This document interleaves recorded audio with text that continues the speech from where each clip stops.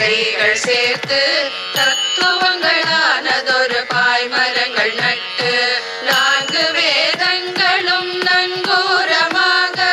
நலமுள்ள திருமந்திர கொடி தன்னை நட்டு தர்மங்களானதொரு பலகைகள் சேர்த்து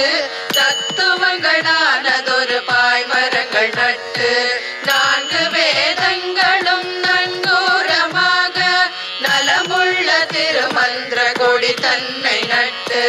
64 கலையாணியை தைத்து ஆகம புராணம் என்னும் கயிற்றினால் கட்டி அழகியதொருமதனை பீரங்கியாக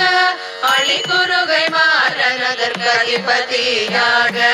64 கலையாணியை தைத்து ஆகம புராணம் என்னும் கயிற்றினால் கட்டி